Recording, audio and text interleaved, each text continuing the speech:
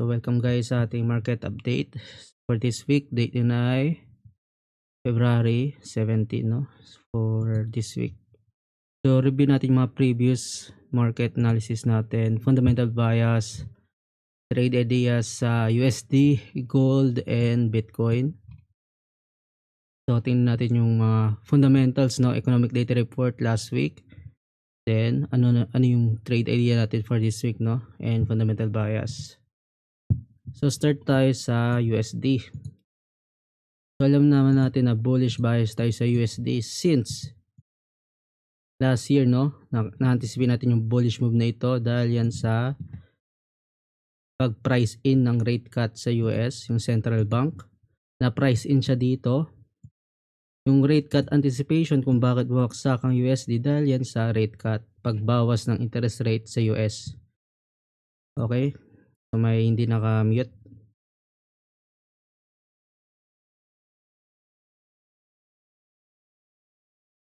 Pa-mute lang muna. Then dito makita natin yung pag-price in ng rate cut dito during sa interest rate decision ng central bank sa US. So dito na price in na kaya nag-bullish move ang USD. Then strong jobs data, malakas yung jobs market sa US and ekonomiya ng US, no? Then nanalo sa presidency si Mr. Trump nung last year November, no, sa US election. Then nag-bullish move. So makita natin yung fundamental bias natin kung bakit tumaas ang USD previous month, no? And recently, kung napanood yung mga previous market update natin, anticipate natin tong pullback move, no? Or deeper pullback sa USD. Since anticipate natin yan dahil possible mag-pullback yan, no? Then mostly price in na yung lahat ng bullish bias sa USD, no? Mga fundamental driver is price in na siya. So makita natin dito sa daily time frame, no? And sa monthly, makita natin yan, na-anticipate natin yung pullback move na yan. So before pa mangyari, dapat marunong ka na mag-anticipate ng next move ng market, no? Hindi yung magsisell ka if late na. So punta tayo sa H4. Bias natin is, makita natin dito, bullish bias tayo sa USD last year, December, dahil sa strong jobs data causing slow rate cut. And dito naman, nung January 14, anticipate natin yung pullback lower, no? And January 29, nag-hold above sa key level na ito. Then, doon nagkaroon ng bullish move, no? Then, makita natin na nag-continue yung bearish move sa USD based sa anticipation natin and pullback lower sa higher time frame. And makita natin nag-break below sa 107.2 na key level. Na possible mag-continue yung bearish move, no, sa USD dito sa key level na ito. Possible ma-hit yung 106 key level, no. Then dito naman possible maghanap ng buy setup, no, swing trade, day trade, scalping, no, depende kung ano yung trading style mo. Or possible na mag-consolidate dito, then mag-bullish move ulit, no? Basta mag-hold above sa 107.2 key level, no? So, continue yung bullish bias, no? So, naiintindihan ba yung market update natin sa USD? So, okay naman.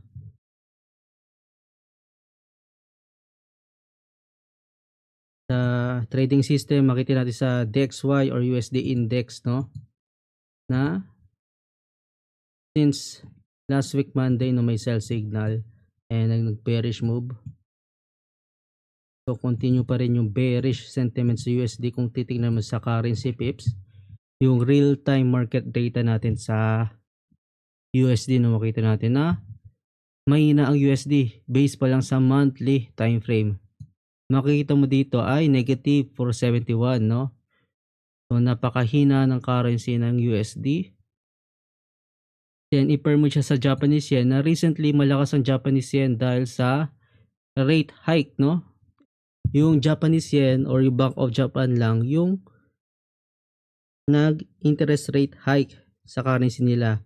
While yung lahat ng currency ay nag-rate cut, no? Like USD, Europe, AUD, no? Lahat sila nag-rate cut. Yung Japanese yen lang hindi. So makita mo na agad yung economic divergence, no? Ng mga currency na may demand sa Japanese yen, and combine mo pa sa fear sentiment na nagbibigay ng demand sa safe haven asset kagaya ng Japanese yen and gold, no? So ano yung mga fundamental driver kung bakit malakas yung yen for the past week, and may na naman yung USD, no? Based sa analysis natin nung previous week, no? And dito naman tayo sa gold, makita natin yung bullish move, no? Na tumaas yung value ng gold, nag-create ng new all-time high. So bagong all-time high, makita natin dito yung mga price discovery, no? Na ito yung current all-time high ng gold, no? Malapit na sa 3,000 price level, no? And ito yung previous all-time high, makita natin dito. Previous all-time high nandito, nag-break above, no? Then right now is nagre-range na lang siya dito between key levels. Makita natin dito. Lapit natin. So makita natin nag-range na lang siya dito. Between sa key level na yan. Na bullish bias tayo if nag-hold above sa key level na to, no? If nag-hold above sa key level na yan, bullish bias tayo. Nag-hold above sa key level na ito, so bullish bias. Then if nasa taas, magkaroon ng rejection dito sa key level, so possible na mangyari ulit tong profit taking, no, or pullback move sa gold market. Nag pullback move, no, profit taking sa key level na ito, nangyari rin ulit dito, and possible na if nag bullish move ulit, possible profit taking yan if hindi mag-break above sa key level. So as of now, nandito yung price ng gold. If mag-hold above to, potential tumaas.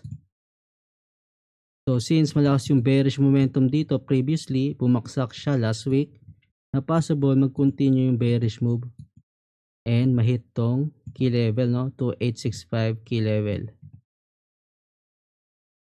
Pwede mangyari yan if mag-continue yung bearish move, no, break below key level hanggang dito.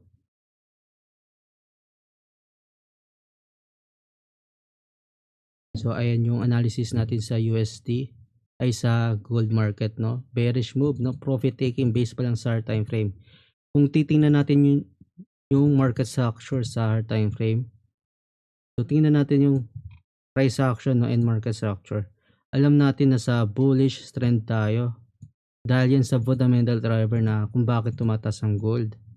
Dahil yan sa fundamentals, no, may fear sentiment, may conflict, no, geopolitical tension, trade tension, no, nagkukos ng fear sa market kaya may demand sa gold market. So dapat alam natin yung mga real world events dahil ito yung nagpapagalaw sa market, no, kaya inaaral natin yung economics and fundamentals. And right now, expected talaga na mag-pullback yung gold market dito, no. So possible mag-range yan dito, pero direction is lower if hindi mag-hold yung key level dito. Potential mag-deeper pullback yan sa our time frame.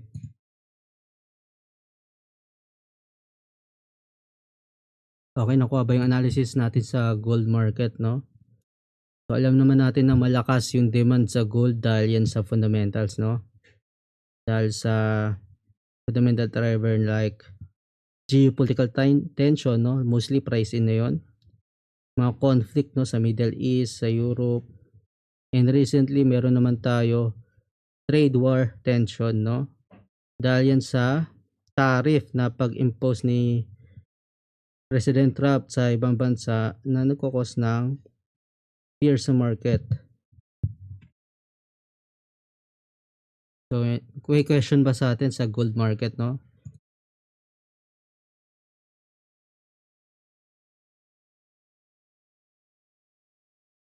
sa Bitcoin. So, wala tayong update sa Bitcoin dahil same pa rin, no? Same pa rin since last week market update. Na wala masyadong galaw, expected talaga, walang volume and volatility dito. Tingnan natin yung price. Stuck lang siya dito sa price level, no? So, pwede mo i-scalp yan na possible bearish move or bullish move, no? Pero, walang clear direction, no? Mostly mga ganito market di ko trade dahil wala masyadong volume sa market. So, walang direction, no? Then, continue natin sa hard time frame pa, is nasa bigger range pa tayo. Consolidation sa Bitcoin. Na nag-range lang siya between sa level. So, analysis natin sa Bitcoin. So, wala naman pagbabago sa previous analysis. So, any more question, guys?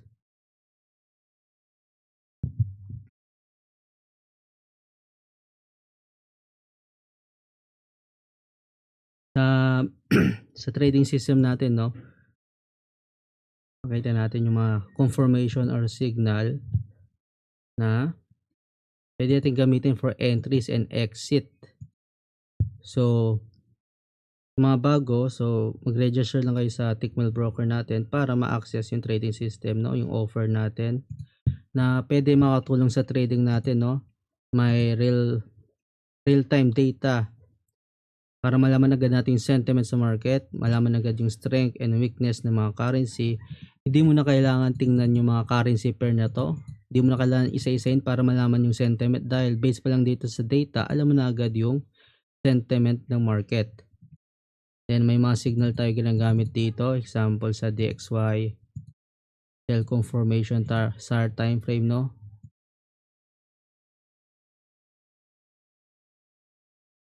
Na pwede natin gamitin as entry ng sell position. Pwede mo scalp yan, swing or day trade, depende sa trading style mo. Tingnan natin mga previous trade natin, no, sa group. Ano yun?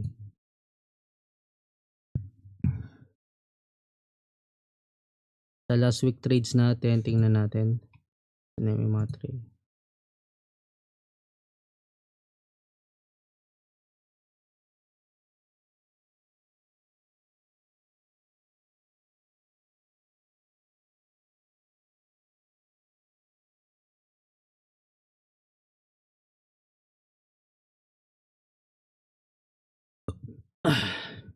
Guys, if may question kayo, pwede kayo magtanong, ha.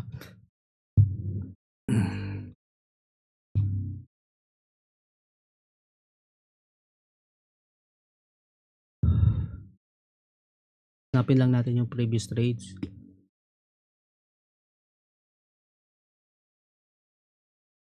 Gamit yung trading system. So makita natin dito sa group natin, mga students ko, mga trades sa gold entries, no? So dito makita natin sa gold to, may buy signal, arrow up, no? Automatic yan lalabas after mag-close yung candle, no? Non-repaint, hindi siya laging buying price. So lalabas yung signal na yan, pwede mo gamitin as entry position. Dahil yung mga buy and sell signal, lalabas lang yan during sa swing high or swing low ng market.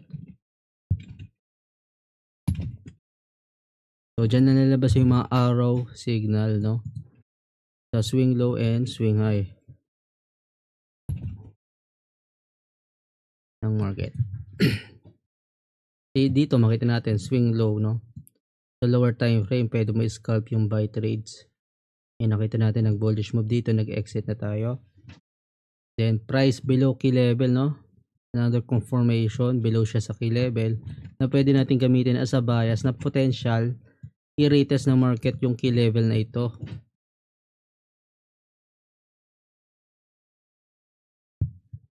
Then dito naman yung trade natin sa MT4.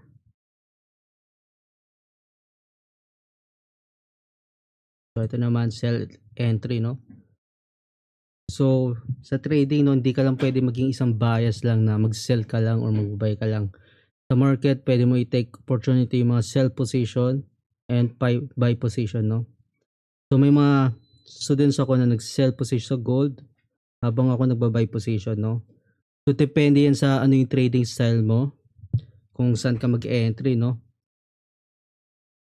So it doesn't mean na naka-sell siya, hindi ibig sabihin na hindi ka pwede mag-buy, no? Pwede ka mag-buy. Basta makahanap ka ng position mo, sariling analysis mo, no? Ito naman, buy position ulit. So makita natin malapit sa key level, nag-buy position tayo dito. Nakita natin yung bullish move, nakapag-exit tayo before mag-continue pababa, no? Dahil alam naman natin na possible mag-pullback talaga lower ang gold market.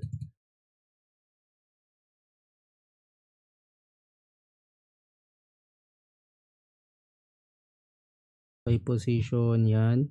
Entry natin sa MT4. So ayan. So yung mga ibang trades natin, no? So halos scalp trades tayo sa gold market. So ayun yung trading style ko, mostly yung scalp lang tayo gamit yung trading system, mga confirmation, no?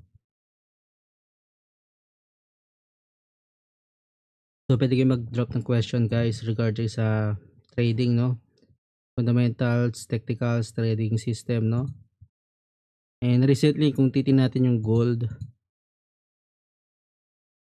makita natin sa 4 hour time frame na nag-drop siya.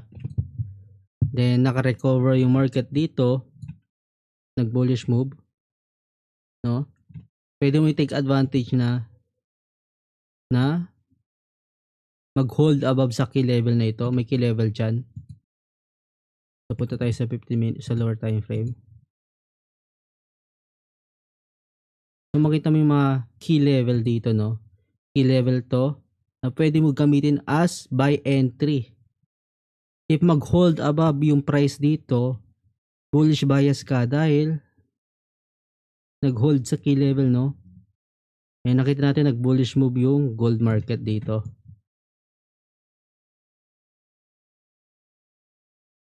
So ay example ng paggamit ng key level, no? Pwede natin gamitin na as bias entries, no? And exit position.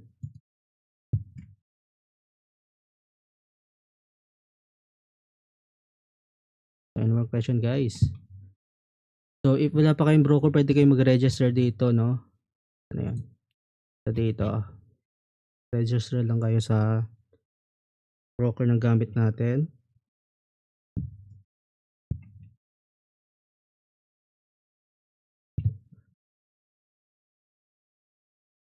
Then pwede nyo panoorin mga previous market update natin sa YouTube and Facebook.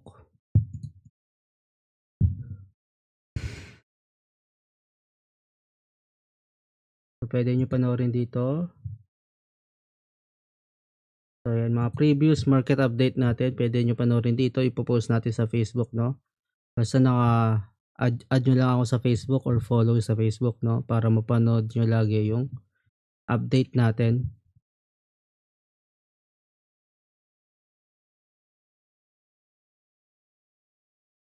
Okay, meet natin.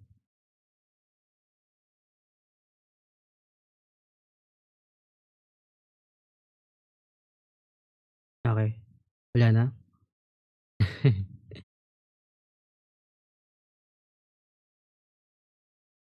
Question guys.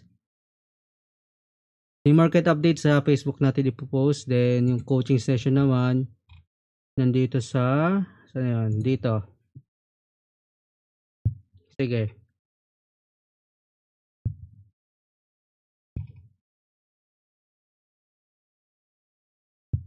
Sino nagtatanong? Si Ken?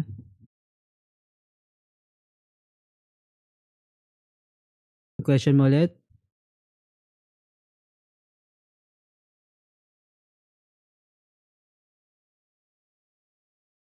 So, edit natin yung market update. So, wait lang.